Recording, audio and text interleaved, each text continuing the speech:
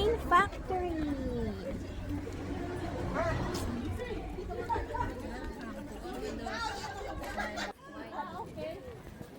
Ayan guys.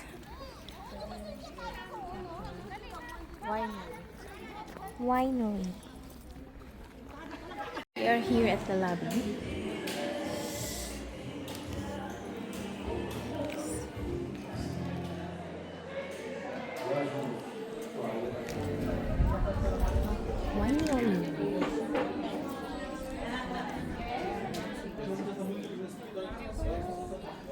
It's a nice view here. And look, and there's a rose.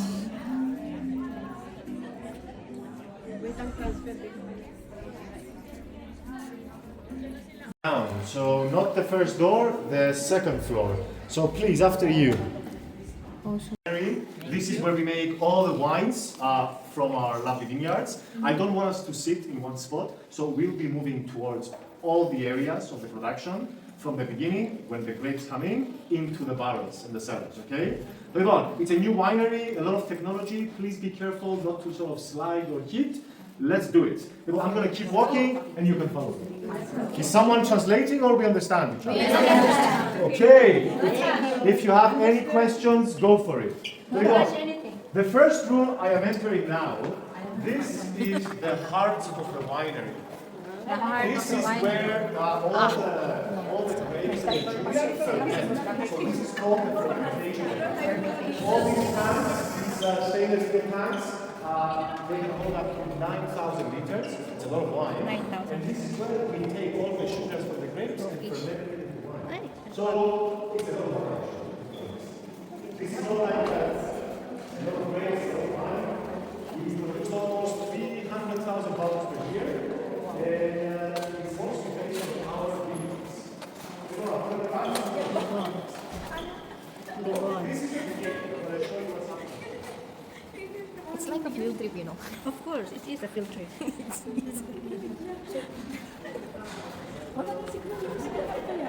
Where are you sending all these things?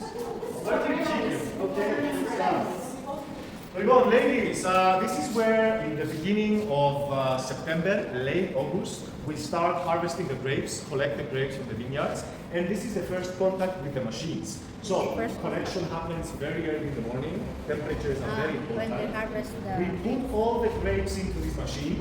We take off the woody part. We don't use that. It's too bitter. And then all the grapes are basically mashed into the mincer here. So this is like something breaking the grapes into a juice. From that point, we will be pushing all of that juice with the skins into one of the fermentation rooms, right? So this is where we basically transform that into wine, right? The main difference is the white wines are usually just fermented and then stabilize the bottle, but the red wines, we ferment for longer and we have to go in the barrels for aging. So you're going to turn your backs around. We're going to go that way. Second part of winemaking begins.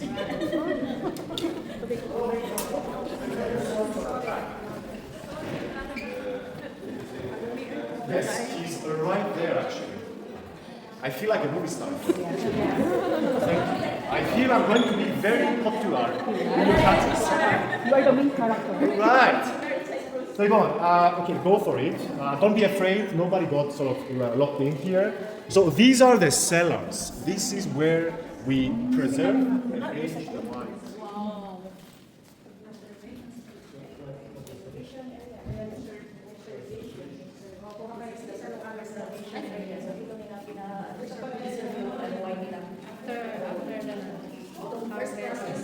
Fermented and then preserved. This is not cold. This is a perfect environment for wine. You can feel like this is a very sensitive room. This is Wala pang seal. Wala pa kaming remembran. If you want to save the wine or the bottle, like when you keep it so fresh and vibrant, you have to make sure of two things. No sunlight, so sun and heat is the enemy.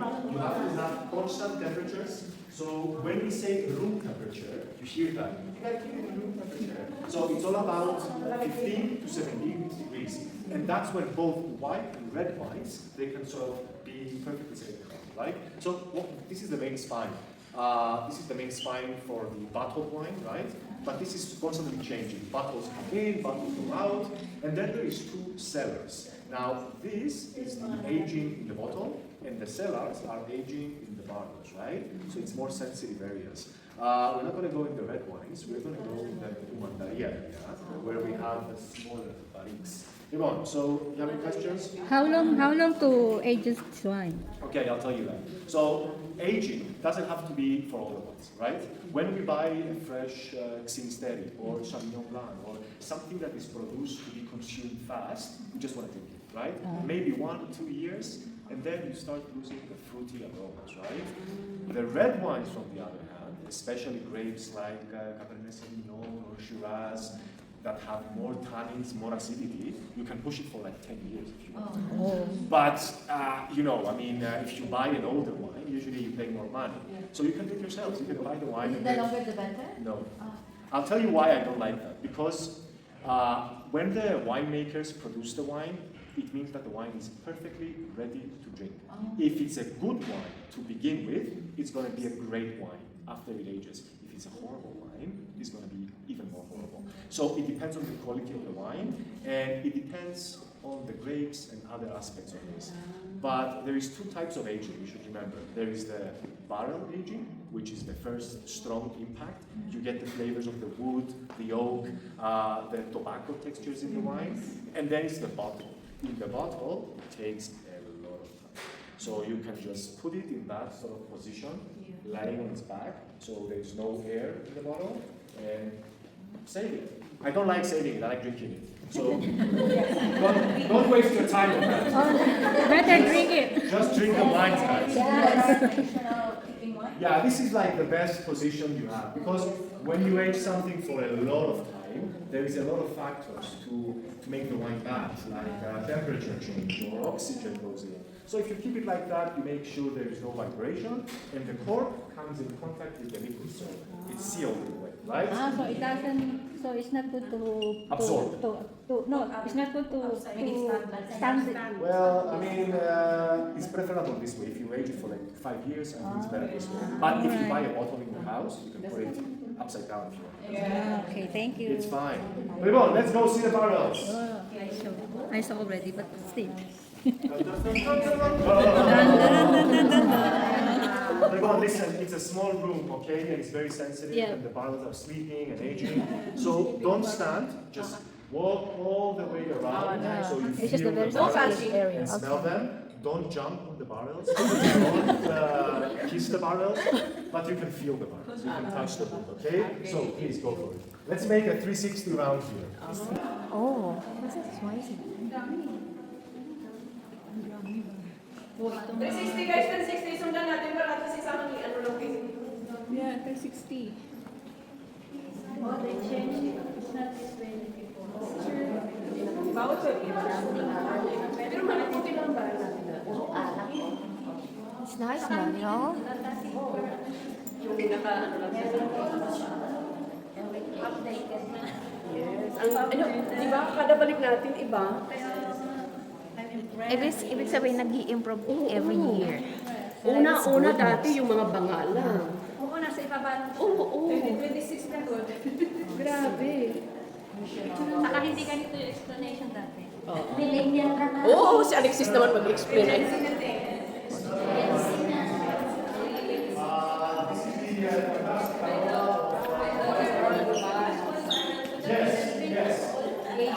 If you manage to lift the barrel, it's yours. It's okay. So ladies and gentlemen, this is the aging cellar primarily for Commandaria, which is the very traditional dessert wine from Cyprus. And we are surrounded by a lot of different white oak barriques. I like that Commandaria, I like that. Well, I don't know if I like but it. it's expensive. No. Well, I'll tell you the difference, right? So imagine producing something from raising grapes, so it's very sweet to begin with. And then you have to age it for 5 years, so it takes time to produce it. But Commandaria takes minimum 2 years in the barrels, and we go for 5 years in these barrels. So this is costing money, right? The other thing is that if you buy a bottle of wine, 20 euros, you will open the wine and you will have to drink it within 1, 2, maximum 3 days. With Commandaria, it's a liqueur, so it doesn't spoil. You can drink it, close it, drink it, and you drink little by little, right? You don't drink like the whole bottle. So unless you really like dessert wines, right? But Commandaria is established as one of the oldest labels in the world by name. It's a protected region with 14 villages, and you can only make it using 2 grapes, Sinisteri and Malva, which is the white grape And the black one. and the black grape. No, this is for the Commandaria. Yes, but this is not the state. These grapes, they lay them on a sheet on the floor, and the sun makes it like a juicy raisin, like a sun-dried. That's why it's so sweet, right? The alcohol is low, but the sugars are very high. So Yeah. after 5 years, you will take out all I will the... tell you the secrets how they do it. Okay. So, what you see here, for example, one interesting part about the Commandaria is that all the barrels you see already aged red wines. So before Commandaria, we were aging the red wines inside, Shiraz, Atletico, Cabernet. When we finish with the red wines, we take the barrels, we steam them, we keep the inside of the coated red wines, and then we age the Commandaria. So what we see, 2021 is ready, yeah. Take it.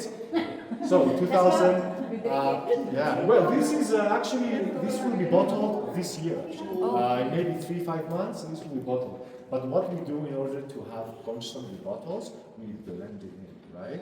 So you have 5 years, you can use 2021, 20, 19, and blend it Together. so the 2015 is the construction of the barrel.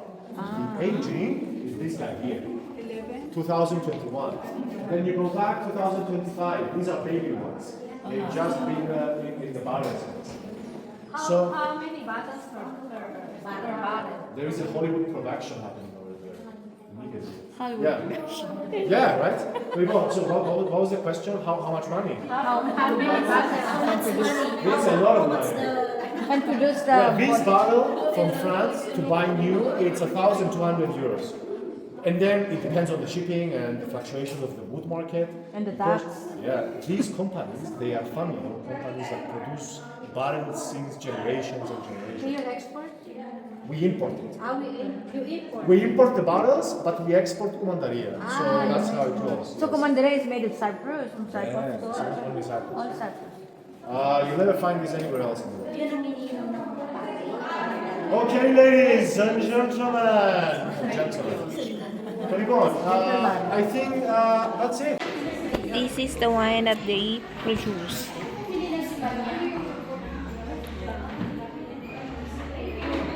So that's their wine.